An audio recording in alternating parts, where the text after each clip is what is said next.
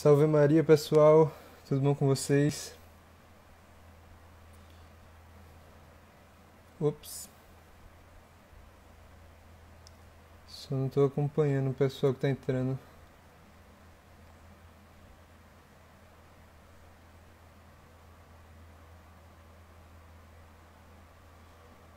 Boa noite.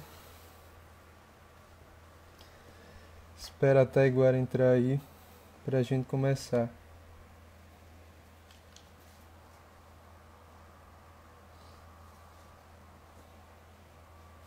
Estranho, não entrou quase ninguém.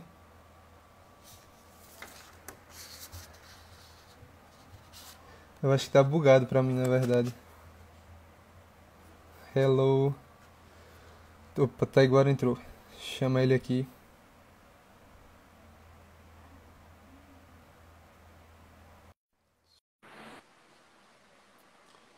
Vocês estão me escutando bem, me ouvindo bem? Opa! Olá, tudo Salve bem? Maria, boa noite. Tudo bom, Salve Taiguara? Maria, tudo tranquilo. Uma honra poder ter Só, conosco aqui. só um momento que eu não tô te ouvindo, não. Tô botando Pronto. meu fone aqui. Pronto, foi? Foi, tudo Boa ok. noite. E aí, boa noite, tudo bom? Tranquilo aí? Tudo bom? Graças a Pessoal, Deus. pessoal ia entrando aí. Se alguém puder escrever o tema da live pra gente fixar, que é a introdução do homem no reinado social de Cristo. Se Isso. alguém puder colocar aí, o pessoal vai indo entrando.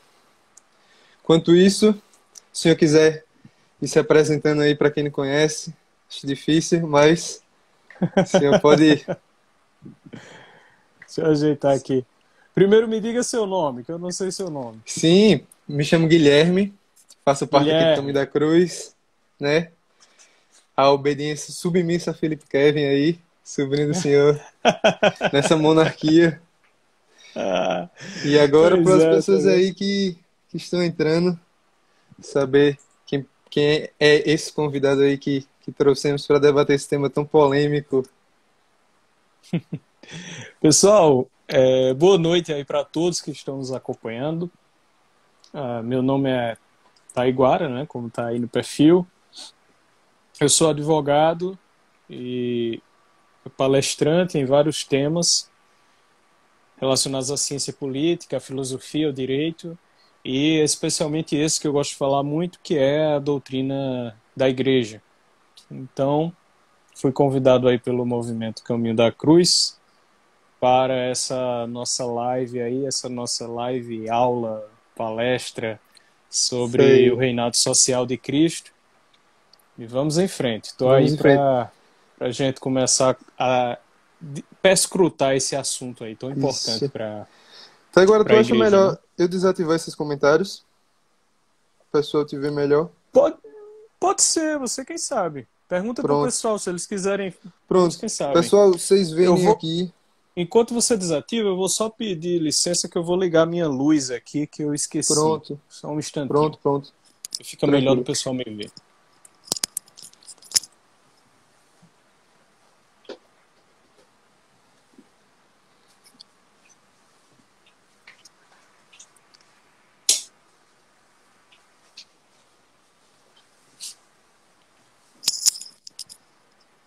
Pronto. Pronto. Assim a imagem melhora bastante. Pronto. Melhorou.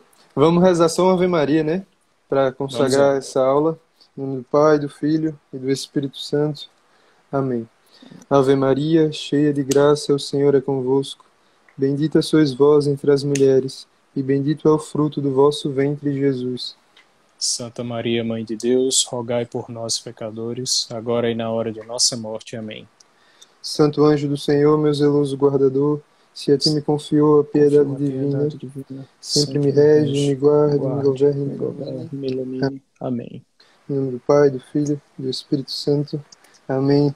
São José Sanches del Rio, rogai por Rogai por nós. nós. Beato Miguel Pro, rogai Rogai por por nós. nós.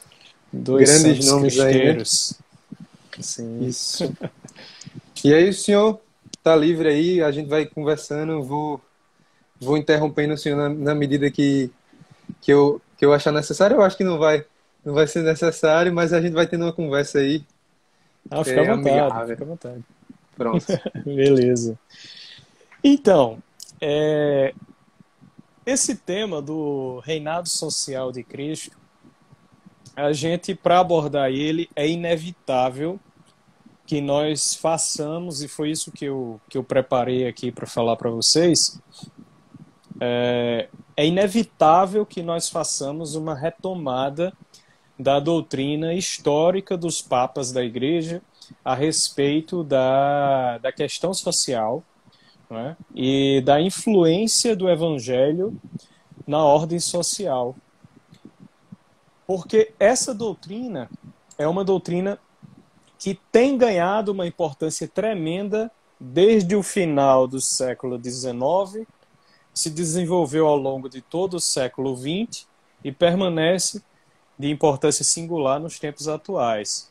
Por que isso? Por Inclusive, motivos... nós Sim, aqui da Paraíba, né, é um motivo bem pelas causas que vão acontecendo aqui, né, durante essa pandemia. Vai ser um tema bem legal para a gente poder tratar isso tudo, né? Eu acho que eu tava pensando durante a tarde que durante tudo isso que está ocorrendo, né, uma coisa que é bem similar as questões do México naquela época, da retirada de alguns direitos dos católicos, né? Então eu acho que isso vai ser muito legal sim, para os homens também, né, terem essa postura de viver esse reinado fielmente, né, para não deixar se inundar nesse mar que está sendo aí a política sem Cristo, né? exatamente, exatamente. É como você falou agora, você disse a expressão que resume o assunto, que é a política sem Cristo e a política com Cristo, né? É isso que resume toda a doutrina social da Igreja. Isso se desenvolveu, essa noção de que a política ela não prescinde da religião, e para nós católicos ela é também um dever, a nossa ação social dentro da política, ela vem se desenvolvendo desde o final do século XIX, devido às revoluções que têm acontecido, não é, em todo aquele período. Nós sabemos que no final do século XVIII, não é, ocorre a Revolução Francesa. A Revolução Francesa ela expurga da Igreja diversos direitos. E nós vamos observando que ao longo de todo o século XIX, o espírito revolucionário, não é, francês, o espírito um espírito ateu, não é, liberal, não liberal no sentido de defesa do livre mercado, mas liberal no sentido de liberdade absoluta em face da lei de Deus, que eles já não acreditavam.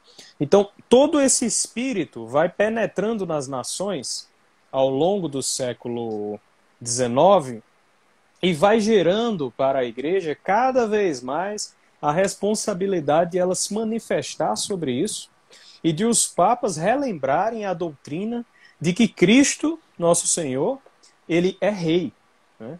Cristo, ele tem a sua soberania também sobre a política, também sobre os atos sociais dos homens, né? Por que isso? A doutrina social da igreja ela se baseia em duas coisas muito simples, dois princípios muito simples, e ao longo de todos eles, a gente, ao longo de todos esses anos em que houve o desenvolvimento da doutrina, esses dois princípios vão sendo explicitados, né, de melhor forma pela igreja. Os dois princípios são os seguintes: Deus tem direitos em relação a nós e nós temos deveres em relação a Deus. Pronto. Esses são os princípios da doutrina social da igreja. E isso vale para nós, como pessoas, né, para mim, para você, mas vale também para as sociedades e as nações. Por quê? Porque sociedades e nações não são formados, né, por camelos, não são formados por elefantes, não são formados por baratas, nem ratos, nem cachorros, não, são formados por seres humanos. Esses mesmos homens que foram redimidos, homens e mulheres que foram redimidos pelo sangue de Cristo na cruz. Então, se o sangue de Cristo é redentor dos homens, né, O sangue de Cristo carrega em relação às sociedades humanas também o direito em relação à sua redenção. Essa é a lógica de nós entendermos qual é a doutrina sobre a ordem temporal, não é? A ordem cristã temporal, quer dizer, fazer com que o evangelho ele penetre nas sociedades e ele possa gerar uma ordem de justiça e paz a partir dos princípios evangélicos, a partir dos mandamentos da lei de Deus e das bem-aventuranças lá do que Nosso Senhor nos ensinou no Sermão da Montanha. Muitas pessoas, elas, quando defrontadas com essa responsabilidade, que é uma responsabilidade lógica, não é? Se nós somos homens, como eu expliquei, e as sociedades são formadas por homens, e nós temos deveres em relação a Deus, então as sociedades também têm deveres em relação a Deus. Essa questão lógica, muitas pessoas hoje em dia, quando defrontadas com ela, se escandalizam. Muitos acham que a política, que as sociedades, elas não têm dever nenhum em face de Deus, porque a fé seria apenas uma questão de sentimento privado, né? Eu tenho a minha fé e os valores do cristão, eles são para a minha vivência pessoal. Eles não teriam um estilo de laicismo, né? Exatamente. Não teriam nenhum reflexo sobre a sociedade. Inclusive, vários católicos acreditam nessa doutrina hoje em dia, sem saber que essa é uma doutrina reiteradamente condenada pelos papas. Agora, assim, não é uma vez, duas vezes, não. Ela foi condenada ao longo dos últimos 2 séculos em tantos documentos, né, que eu vou falar um resumo histórico, a gente vai fazer aqui um status questiones, né, da doutrina social da igreja. Eu vou trazer um resumo histórico de vários documentos, e não são todos. E vocês já vão ver, tem isso tudo? Tem isso tudo e tem muito mais que isso. Né? Tem muito mais que isso, é porque eu vou trazer apenas os mais importantes. Mas muita gente defrontada com esse assunto já sai logo com aquela frase, né, do Evangelho que diz: dai a César o que é de César e a Deus o que é de Deus. Ok, dai a César o que é de César e a Deus o que é de Deus. Ninguém está dizendo que a igreja vai administrar hospital, administrar coisa pública, etc. Apesar de que a igreja administra muitos hospitais, mas ela não vai administrar a Assembleia Legislativa, administrar o Tribunal de Justiça, nada disso. A questão não é essa. Mas dar a César o que é de César e dar a Deus o que é de Deus não implica retirar de Deus aquilo que César também deve a ele. Então, uma coisa é dar a cada um o seu lugar devido. Mas outra coisa diferente é dizer que César não tem deveres diante de Deus. E César tem. César tem deveres diante de Deus. As sociedades humanas têm esse dever.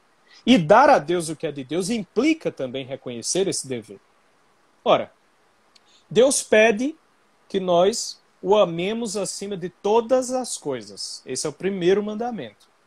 O segundo mandamento é que não levemos o nome dele em vão. O que significa, inclusive, não prestar juramento falso.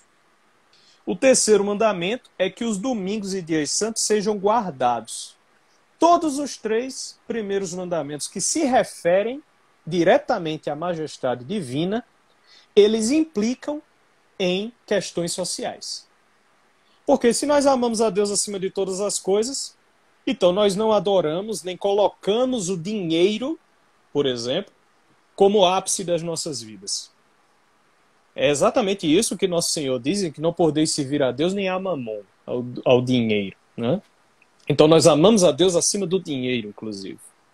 Se nós amamos a Deus acima de todas as coisas, então nós não colocamos as leis do Estado acima das leis divinas, porque Deus está acima delas. É isso que São Pedro dizia no capítulo 4 do Atos dos Apóstolos: importa servir antes a Deus que aos homens. Né? Então, nós temos essa questão. O mandamento de Deus implica isso. Implica nessa superioridade divina em face das realidades, né, terrenas. Esse é um primeiro ponto. Se nós guardamos os domingos e dias santos, então é porque Deus merece e tem direito ao nosso culto. Esse é o terceiro mandamento da lei de Deus. E se nós não levamos o nome de Deus em vão, então nós reconhecemos... Veja, o que é levar o nome de alguém em vão? É não respeitar pela palavra a majestade do seu nome. E Deus, quando nos cobra que nós não levantemos falso em nome dele, quando nos cobra que nós não façamos juramento falso, então ele nos está cobrando uma atitude pública, não é uma atitude privada. Levar o nome de Deus em vão é falar o nome de Deus à toa, para o público. Isso é levar o nome de Deus em vão. Então, os 3 mandamentos da lei de Deus que se referem a ele implicam em atitudes públicas, em atitudes sociais do cristão e daquele que está seguindo aqueles mandamentos. Esse é um primeiro ponto que nos comprova isso. Então, quando você fala dar a César o que é de César e a Deus o que é de Deus, opa, tenha calma. Dar a César o que é de César não implica tirar de Deus aquilo que César deve a ele. Em segundo ponto, perceba, nosso Senhor também disse 2 outras frases que nos devem chamar a atenção. A primeira foi quando, diante de Pilatos, quando Pilatos diz que pede de Nosso Senhor, né, cobra de Nosso Senhor uma resposta e diz, não sabeis que eu tenho o poder de te julgar, de te libertar ou de te julgar? Né? E Nosso Senhor diz, não terias nenhum poder sobre mim se não te tivesse sido dado do alto. Quer dizer, todo poder vem do alto, vem de Deus. Inclusive aquele poder de Pilatos. Aquele poder que estava, né, julgando o Senhor Jesus naquela hora. Em segundo lugar, quando Pilatos pergunta, são 3 frases. Quando Pilatos pergunta, então tu és rei? E Nosso Senhor diz, meu reino não é deste mundo. Muita gente usa essa frase para dizer, olha, tá vendo aí? Então não tem intervenção política de Cristo. Opa, calma aí. Nosso Senhor disse, meu reino não é deste mundo. Ele quis dizer que o seu reino é espiritual. O seu reino é superior, porque é divino. Ele não disse que o meu reino não está neste mundo. Ele não falou nada disso.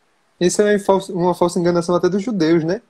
De acreditarem Sim. naquela realeza majestosa de Cristo, quando ele veio como, até o Papa Pio XI fala na Quas Primas, né? Veio como um reverso na humanidade. Os reis de uma realeza gigante, mas ele veio com uma realeza pobre, pequena, humilde. Exatamente. E o reino dele é espiritual, e por ser espiritual está num nível de realidade superior. Mas ele não disse que o reino dele não estava neste mundo. Ele disse que não era deste mundo, é diferente, há uma diferença de vocábulo aí. Isso me faz lembrar a última frase de Nosso Senhor que eu queria ressaltar, que é o nosso, muito conhecido, Pai Nosso. Exatamente. Pai nosso que estais nos céus, santificado seja o vosso nome, venha a nós o vosso reino, quer dizer, nós pedimos que o reino de Deus, o reino de Cristo, venha para nós, aqui na terra, nós estamos aqui, né? E depois Nosso Senhor nos ensina a adicionar o seguinte, assim na terra como no céu. Quer dizer, a majestade divina, ela deve ser reconhecida na terra como ela é reconhecida no céu. E outra coisa, né? Porque um exemplo, seja feita a sua vontade. A vontade é sinônimo de um soberano, né? De um maior, um exemplo. A vontade de uma família prevalece a do pai, é a do maior. Exato. Então, assim, na monarquia de Cristo, a vontade vai prevalecer a do rei, o maior, o superior. Aqui na terra, o superior. No céu, o superior, né? Perfeitamente, perfeitamente. Dizer que seja feita a vontade de Deus, não é? O que é que significa isso? O que é que significa isso? É reconhecer a lei divina. O que é a vontade de Deus? A vontade de Deus, ela está plenamente de acordo com a sua razão, com a mente de Deus. Ela não é como nós, que pensamos uma coisa e às vezes temos vontade de fazer outra, porque nós temos a imperfeição aí. Mas Deus não. Ele pensa e age no pensar. Então, quando Deus pensa, as coisas acontecem. O Logos divino é exatamente isso. Quando Deus diz faça-se, as coisas surgem. É assim que ele cria o mundo. Então, seja feita a tua vontade, é reconhecer que a lei de Deus é a lei prevalecente. Então, todos esses pontos nos confirmam. Isso aí a gente só está falando do Evangelho até agora.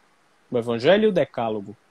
Todos esses pontos eles nos confirmam que Cristo ele tem um reinado sobre este mundo, sobre a sociedade, porque as sociedades são formadas por homens, os mesmos homens que ele salvou.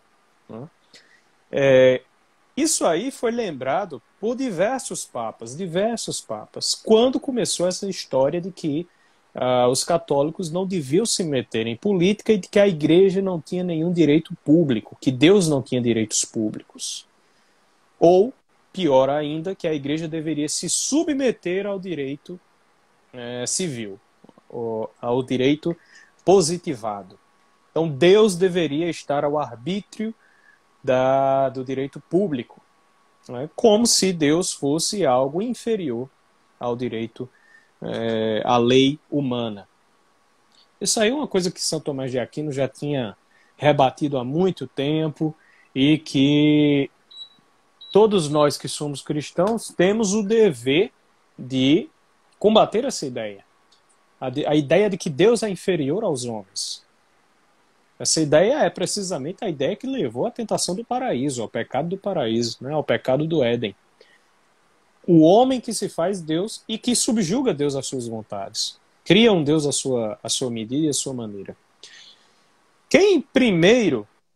Houve vários papas, mas eu vou começar a partir de Leão XIII. Eu poderia citar o Papa Pio IX também, que tem uma encíclica maravilhosa sobre isso, a encíclica Quanta Cura, e os sílabos dos erros modernos, em que ele fala sobre isso. Mas eu vou começar pelo Papa Leão XIII por economia de tempo, porque Leão XIII ele realmente dá um documento para a Igreja que é tido como o marco da doutrina social, que é a encíclica Rerum Novarum. A encíclica Rerum Novarum ela trata da questão social. Em plena época de Revolução Industrial, Leão XIII se preocupou com as condições dos trabalhadores. Por quê? Porque os trabalhadores, isso vale muito para nós a situação atual, os trabalhadores eles estavam sendo privados dos seus direitos espirituais e dos seus direitos como pessoas. Em muitos casos era isso que estava acontecendo. Eles eram tratados, naquele momento de Revolução Industrial, esse é um grande problema da técnica moderna, da tecnocracia, tratar as pessoas como se elas fossem mecanismos dentro de uma máquina, como se elas fossem engenharia, engrenagens dentro de uma máquina, né? Uma visão meramente tecnicista do homem, que reduz o homem de ser racional e espiritual a apenas o homo economicus, não é? O homem econômico, aquele homem que age apenas na economia. E o Papa Leão XIII ele tratou desse problema sob duas perspectivas. Primeiro, ele trouxe esse problema da perspectiva do trabalhador, né, que é na encíclica Rerum Novarum, em que ele trata de várias outras coisas. Ele trata de como aquele problema social relacionado ao fato de que os trabalhadores, os operários, estavam sendo vistos como engrenagens, né? Como aquilo ali ia promover, ia acabar provocando revolta entre os trabalhadores contra a autoridade dos patrões. E o fato de os patrões não trabalharem, não reconhecerem a caridade cristã com os trabalhadores, iria também provocar esse afastamento entre um lado e outro. Ora, ele disse isso em 1885. O que é que veio logo depois? Precisamente a Revolução Comunista na Rússia, em que as profecias de Leão XIII se realizaram. Quer dizer, os trabalhadores se voltaram contra os patrões e os patrões ficaram assim, não, por que isso está sendo feito? Ora, por um motivo muito simples, porque eles deixaram de ser vistos como pessoas. E aí eles são iludidos por uma outra teoria, que é a teoria do marxismo ateu, em que nós já chegaremos. Mas o Papa Leão XIII ele também trata dessa questão numa outra encíclica chamada Libertas, Libertas Prestantissimo, que é a encíclica sobre o liberalismo, em que ele vai demonstrar que a liberdade do homem, ela não é uma liberdade absoluta. O homem, ele não pode fazer tudo o que ele quer. Ele é limitado, o homem é limitado pela lei de Deus e pelo próximo. Então, eu não posso sair por aí transformando os outros em... Eu não sou tiranete. Tá entendendo? Eu não sou tirano dos outros. Eu não posso tratar as outras pessoas como se fossem objetos. Eu não posso me sentir livre em face da própria lei de Deus. E aí achar que o pecado pode ser vivido por mim como se não tivesse nada demais. Esse é o liberalismo da Revolução Francesa. Isso não se confunde com defesa do livre mercado. Hoje em dia, muita gente pensa, quando a gente fala, os papas condenaram o liberalismo, pensa que os papas estão condenando o livre mercado. Mas não é isso. A questão é acreditar que o homem é livre em face de Deus. Só que Deus é Senhor das nossas vidas. Então o homem não é livre em face dele, o homem tem deveres com Deus. Então o Papa Leão XIII lembra isso na encíclica Libertas. E numa outra encíclica, uma terceira, em que ele... Essa é magnífica. Ele tem várias outras encíclicas, mas eu gosto especialmente dessa, que é a encíclica Immortale Dei. Essa encíclica, o tema dela é exatamente sobre a constituição cristã dos Estados. Ele vai demonstrar, e tem um capítulo maravilhoso, número 28 da encíclica Immortale Dei, em que o Papa Leão XIII ele vai dizer: houve um tempo em que a sabedoria do Evangelho dirigia as nações, né, em que o Evangelho penetrava nas leis humanas, nos costumes civis. E ele demonstra, isso não fazia mal a ninguém. Isso veja, a caridade evangélica vivida pelas nações só trouxe bem, só trouxe desenvolvimento, só trouxe avanços, trouxe liberdades públicas, né? O direito da mulher, que tanto se fala hoje em dia, como se a igreja tivesse sido, né, a inimiga do direito da mulher. No direito dos pagãos, a mulher não tinha direito nem à herança. A filha mulher não tinha direito nem a receber a herança dos pais, né? A mulher, no casamento, ela tinha direito de ser dispensada. O marido tinha direito de dispensá-la sem nenhuma ressalva. Quem foi que mudou isso? Foi o cristianismo. O cristianismo é que mudou isso. Esses erros do direito romano, o direito romano tinha muita coisa boa, racional e justa, mas ele tinha também esses erros que eram herdados do paganismo. E foi a igreja que foi corrigindo esses erros. A mesma coisa em relação à propriedade, a mesma coisa em relação à escravidão, né? Os escravos não serem vistos como coisas, mas serem vistos como pessoas. E por isso a escravidão é condenável. Por isso a igreja sempre foi contrária à escravidão, né? Então, aqui no Brasil, inclusive, quando é feita a abolição da escravatura, isso nós sabemos, pela princesa Isabel, que era uma mulher muito devota, era uma mulher muito católica, e creio eu santa, quem dá a ela a mais alta honraria da igreja, que é a Rosa de Ouro, é justamente o Papa Leão XIII. Né? Em 1889, o Papa Leão XIII dá a ela a Rosa de Ouro por ela ter libertado os escravos do Brasil, ter acabado com essa chaga que humilhava os católicos brasileiros. Não é? Então, você veja que Leão XIII ele nos dá já os fundamentos de uma doutrina muito segura. Ele já traz, na Immortale Dei, a linha sobre a Constituição Cristã dos Estados, e ele até diz, inclusive, que os Estados têm um dever grave de cumprir o culto público a Deus. Eu me lembrei muito disso esses dias, né? Porque nós estamos tendo esse problema. né? Nós estamos tendo precisamente esse problema. E também ele nos traz a doutrina tanto sobre a questão social do trabalho e a questão do liberalismo. Então ali ele já dá o norte. Aí vem o Papa Pio X, e Pio X ele enfrenta algumas broncas na época dele, né? Porque Pio X ele vai ver a realização da... Você tá me vendo? Tá me ouvindo aí direito? Tô vendo, tô vendo. Deu uma travadinha pequenininha, mas aí já voltou. Foi tranquilo. Tua internet aí tá travando, mas tá dando para ouvir, né? Tá tranquilo. Abre aí os comentários só pra gente saber se o Pronto. pessoal tá vendo tudo direito e ouvindo bem.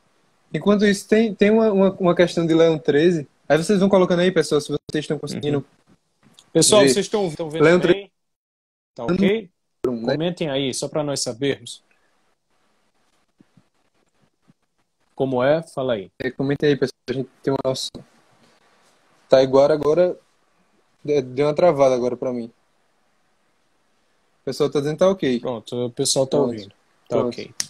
Que Vai Leão lá. 13 ele fala no Sacro, né? Que Império abrange apenas as nações batizadas, né? É uma questão aí que. Tá ouvindo? Deu uma rodadinha aqui Agora pra deu mim. falha, mas diga aí de novo. Eu não sei se é a minha aí tá travando, mas você para mim travou.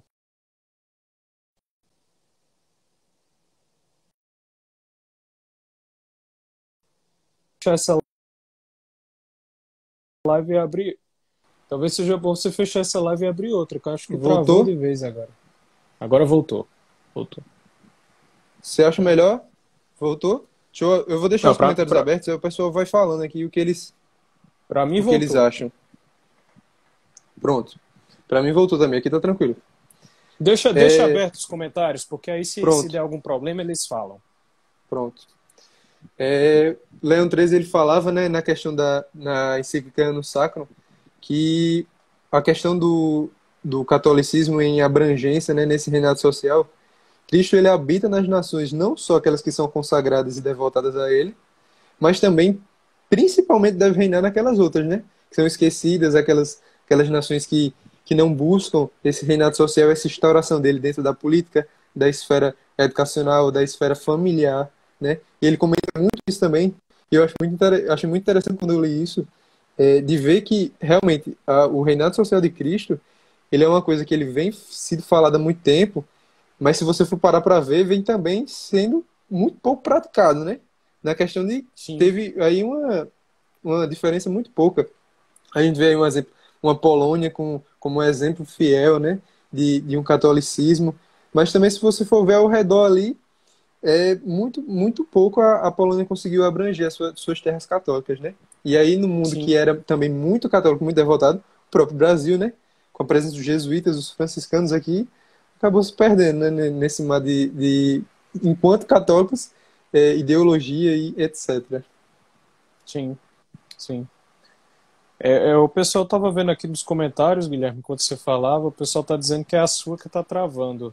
A minha tá Eita, ok aqui. o pessoal disse agora que voltou, então acho que já dá pra gente continuar. Qualquer coisa a gente encerra e vê o Pronto. que consegue fazer. Pronto, ok. Pessoal, se der problema aí, vocês avisem. Qualquer coisa a gente encerra e começa outra, tá? Então vamos lá. Nós falamos sobre Leão XIII e em seguida, o Papa Pio X, São Pio X, né? São Pio X ele enfrenta uma bronca muito grande na época do pontificado dele, porque ele vê a França que era chamada de filha primogênita da Igreja, né? Porque foi o primeiro dentre as nações, né, da Europa, a primeira que adotou a Cristo. Então, a primeira que se constituiu em reino católico. E São Pio X ele pega justamente a época em que a França ela decide se separar da Igreja. Mas não foi uma separação, né? Não foi... Você sabe aquele divórcio que o marido se separa da mulher, já sai com outra e esbulha ela de tudo, deixa ela sem casa, sem bem nenhum. Quando a mulher vai Desse jeito. ver, já perdeu tudo, o cara já mudou já encontrou um jeito até de falsificar lá a certidão no cartório para não ter nenhuma divisão de bens, nem nada do tipo. Pronto, foi isso que aconteceu com a igreja na França. A igreja foi esbulhada de suas propriedades, a igreja perdeu, né, boa parte dos seus templos. Até hoje os templos lá na França são propriedades do Estado. Eles são cedidos à igreja, né? E você pensa numa catedral como Notre Dame, por exemplo.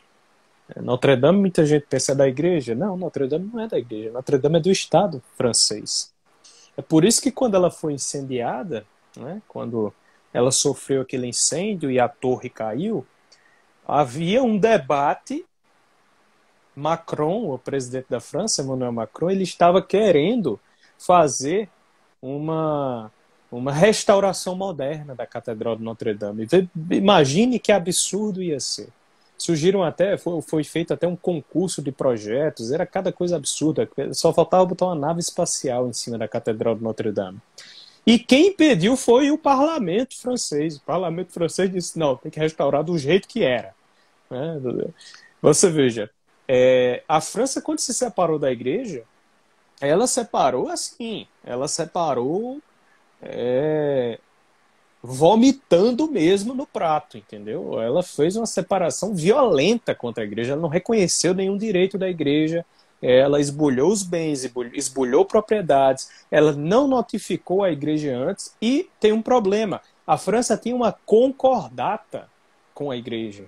O que é uma concordata? Concordata é um acordo jurídico, um tratado internacional entre um país e a Santa Sé.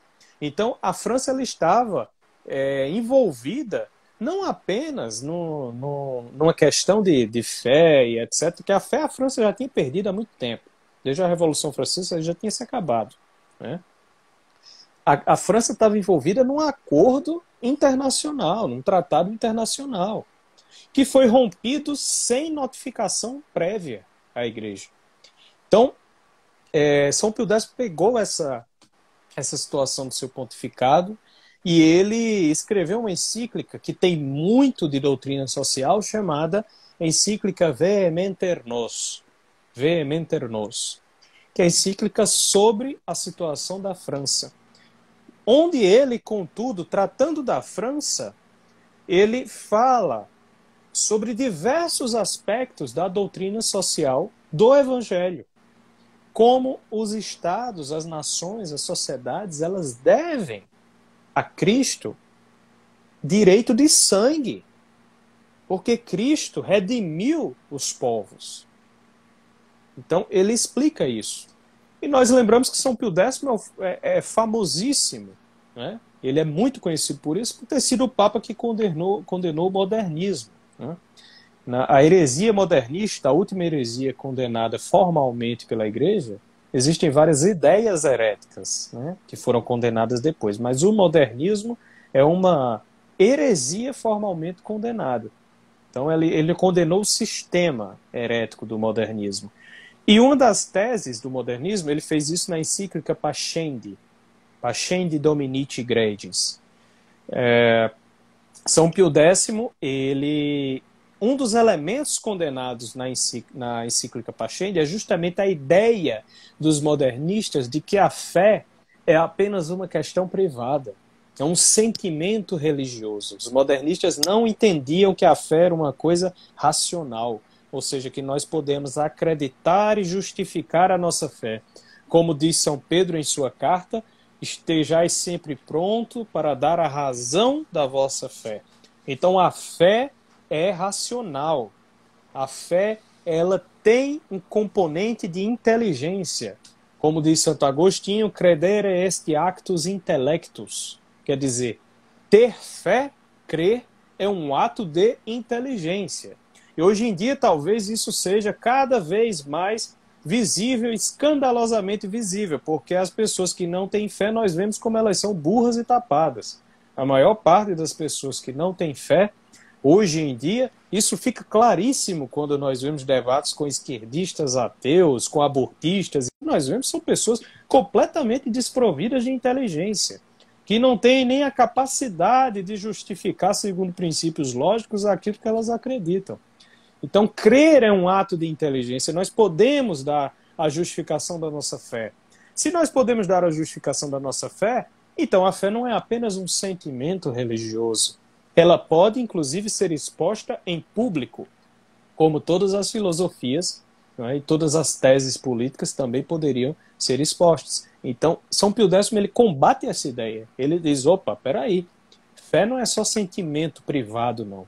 Fé é um ato de inteligência e possui uma argumentação e uma justificação racional pública. Ela tem também efeitos e deveres públicos. Isso ele diz na encíclica Pascendi e ele fala de forma mais direta também numa encíclica chamada Notre Charge Apostolica, que é uma encíclica dirigida a condenar Notre Charge Apostolica. É isto mesmo. É uma encíclica dirigida a condenar o movimento do Sion, que foi um movimento católico de feições políticas que surgiu na França também e era um movimento cheio de teses anarquistas, de teses contra a autoridade da doutrina católica, de teses de relativistas, e uma delas era essa, de que a fé era apenas privada e não tinha um aparato, nenhuma justificação pública. Essa condenação do movimento do Sion veio nessa encíclica em que ele retoma esses temas. Então nós temos aí em São Pio X também maravilhoso compêndio sobre a doutrina do Evangelho nas sociedades. Né? Guilherme, você fica à vontade, viu, para fazer qualquer Sim, comentário se tô quiser. só contemplando aqui, pode ir falando. Eu vou falando aí, Não, tranquilo. mas fica à vontade. Aí vem o Papa Pio XI. Pio XI, Aí destrói tudo. Pio XI foi um grande Papa. Pio XI tem maravilhosas. Foi um grande Papa. Pio XI só cometeu um erro. Quem sou eu para dizer que Pio XI cometeu um erro? Mas esse daí ele cometeu, não sou eu que estou dizendo. Foi Jesus Cristo aparecendo a irmã Lúcia que disse que ele tinha cometido, né? Que foi não ter consagrado a Rússia quando Nossa Sim. Senhora pediu em Fátima.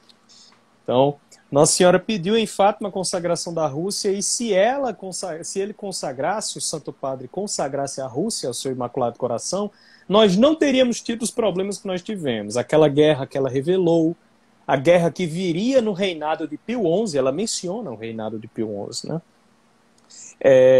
Então, Pio XI ele teve esse problema porque, chegado o momento de consagrar, que foi ali por volta de 1930, Nossa Senhora apareceu à irmã Lúcia e disse: é chegado o momento em que venho pedir ao meu vigário, ao vigário de meu filho, que consagre a Rússia ao meu Imaculado Coração.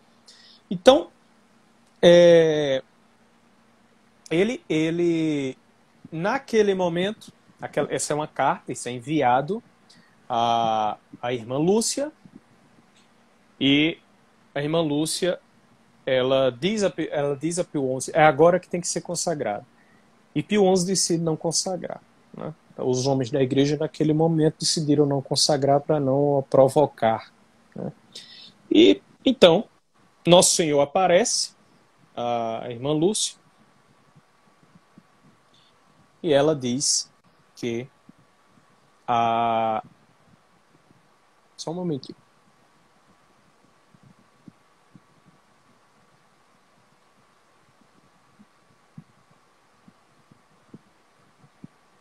Então, Nosso Senhor aparece a irmã Lúcia e diz, olha, como eles não quiseram consagrar, eles vão sofrer o mesmo que o rei da França.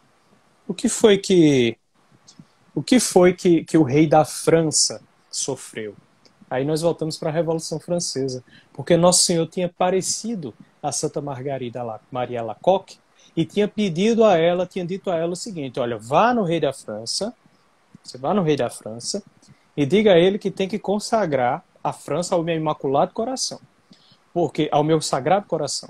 Porque se ele não consagrar, vai vir uma revolução e vão tirar a coroa dele e ainda vão decapitá-lo. Inclusive, ela pede, Sim, nessa parte que Jesus aparece para ela, ele pede, se eu não me engano, o Sagrado Coração na bandeira da França, né? E aí, sim, eu não sei, se eu não me engano é a bandeira, não sei se foi a cruz ou o coração dele, para ser posto na bandeira, né? E aí também não atendem. Exatamente. E não atendem e o resultado nós sabemos, né? A França sofre a Revolução Francesa e ocorrem todas essas coisas que nós já discutimos aqui. Então, quando Nosso Senhor aparece a irmã Lúcia e diz, veja só, não quiseram fazer o que minha mãe pediu, que eu pedi.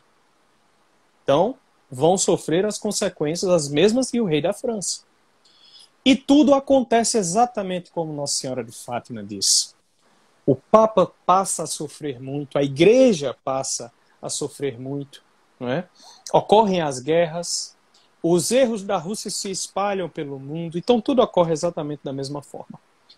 Mas, apesar desse ponto, Pio XI foi um Papa magistral. Pio XI foi um Papa, assim, fenomenal. Ele deu uma doutrina muitíssimo segura sobre vários pontos que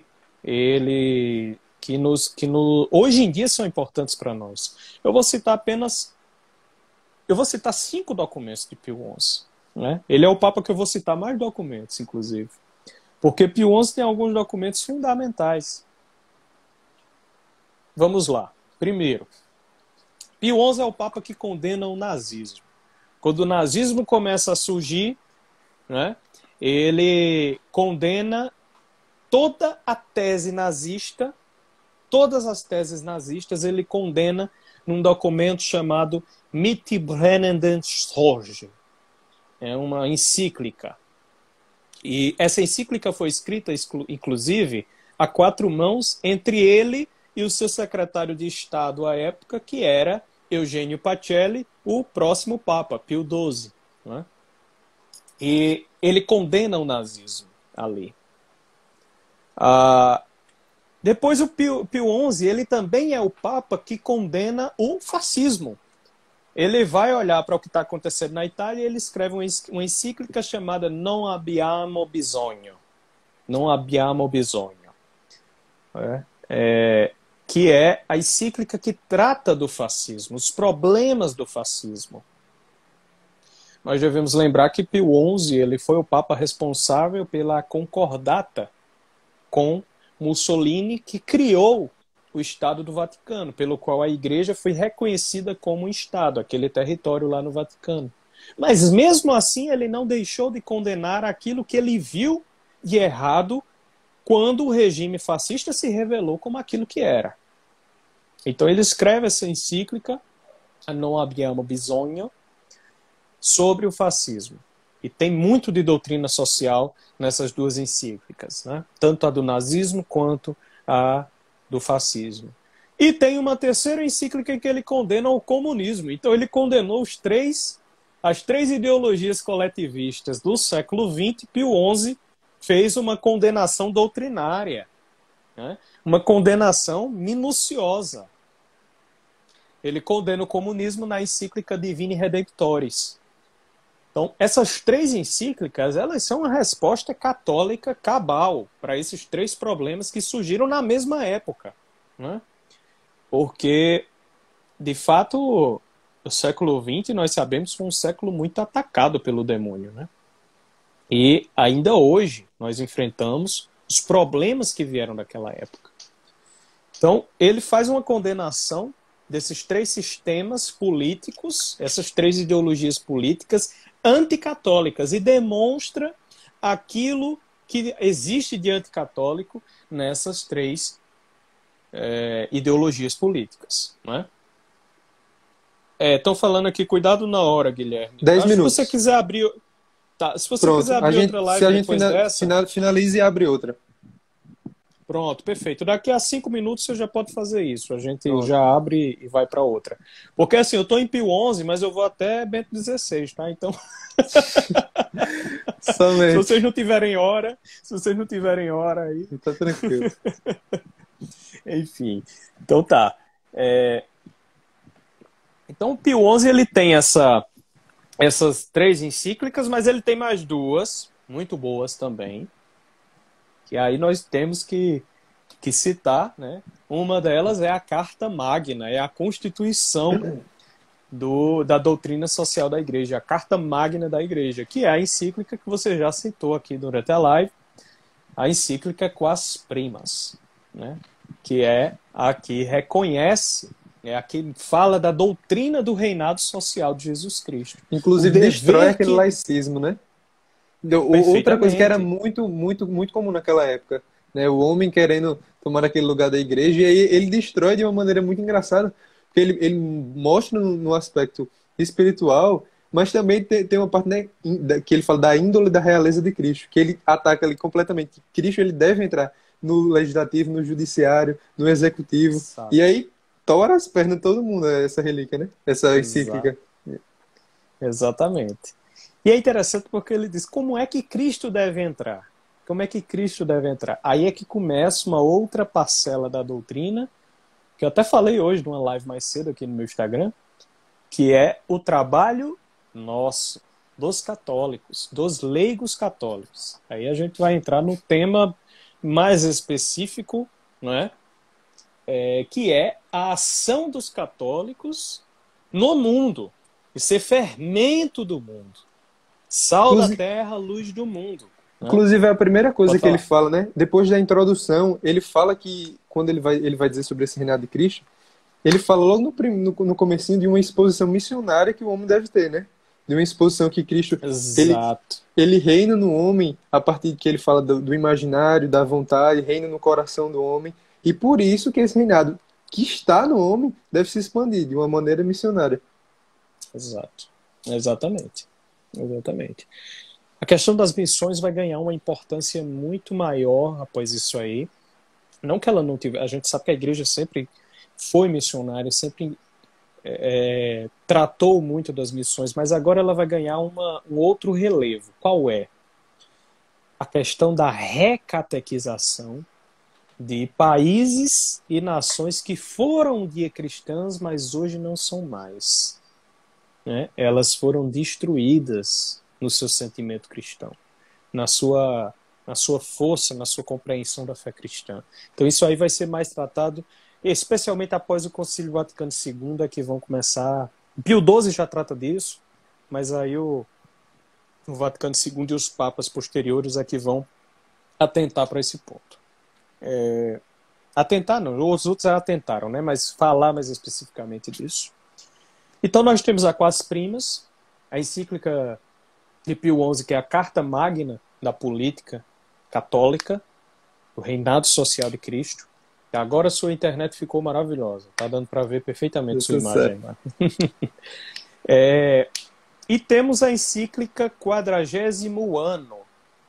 Quadragésimo Ano foi o quê? Vocês lembram que Leão XIII tinha feito a encíclica que é tida como o marco da doutrina social da Igreja, que é a Rerum Novarum, sobre a questão dos trabalhadores, a questão social, né? No tempo da Revolução Industrial. Então, Pio XI, de Leão XIII, de 1885, quando Leão XIII escreveu a Rerum Novarum, até a época de Pio XI, a questão social tinha avançado muito, a Revolução Industrial tinha avançado muito, tecnologia, a tecnocracia, né? Tecnocracia, que é o que? O domínio dos técnicos. Né? Isso já tinha avançado muito. Então Pio XI sente a necessidade, e aí surgiram já as ideologias, e Pio XI sente a necessidade de reatualizar a doutrina, de revisitar e atualizar a doutrina de Leão XIII. E ele faz uma encíclica em comemoração aos 40 anos da encíclica de Leão XIII. É por isso que é chamado de 40º ano, né? Aos 40 anos, né? No 40º ano dessa encíclica. Exatamente, a menina Prissy Tins, eu não sei como é seu nome, Prissy, mas ela está lendo a encíclica sobre a educação cristã. Exatamente, Pio XI ele tem uma doutrina muito segura, ele vai falar sobre a educação cristã para mostrar que a igreja e os católicos têm o papel de educar as futuras gerações naquilo que a doutrina católica ensina. É a Divini Ilius Magistris, salvo engano. Inclusive, Dom Bertrand, quando ele comenta sobre essa educação católica e cristã, né, ele vai dizer que isso também é um fruto, porque Pio XI ele teve muito esse fruto, né, do reinado de Cristo, tendo em vista essa laicização. E ele fala que o homem, ele está inserido numa monarquia, que é a família, e essa monarquia, pela essa educação cristã, vai ter um reinado de Cristo pela a educação em si, né? E aí vai ser muito mais fácil, por esse espírito missionário, que ele já conclui na Classes Primas, fazer esse entorno completo, né? Para a socialização real de Nosso Senhor. Tá, agora. E hoje melhor, nós vemos... 4 minutos. Faltam 4 minutos. Bom, eu vou fechar aqui eu vou fechar com o Pio XI aqui para a gente fechar e recomeçar a próxima com o Pio XII. Né? Pronto.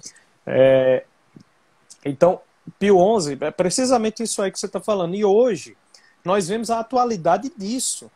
Né? Porque nós vimos que o maior problema que nós temos hoje no Brasil é analfabetismo e doutrinação ideológica nas escolas. Então, Pio XI detectou lá atrás o problema que faria das futuras gerações idiotas úteis nas mãos de ideólogos políticos, que é o problema da educação. Você romper com a educação clássica e tratar as pessoas como se elas fossem máquinas vazias em que você só coloca doutrinação ideológica ou tecnicismo, para que as pessoas possam agir como se fossem, né, engrenagens de uma máquina. Isso é o problema que nós temos hoje. É por isso que nós batalhamos tanto pela educação das crianças. Educação conforme nossos valores. Então, isso é uma questão social. A educação cristã é uma questão social na qual nós católicos temos que agir como educadores, como juristas, né? Como pais, educando os filhos e tudo mais. Então, Pio XI tem essa doutrina maravilhosa sobre as questões sociais e sobre o reinado de Jesus Cristo. Né? Vamos encerrar essa e começar outra. Pronto, vamos. Pessoal, nos vemos na próxima. Até já.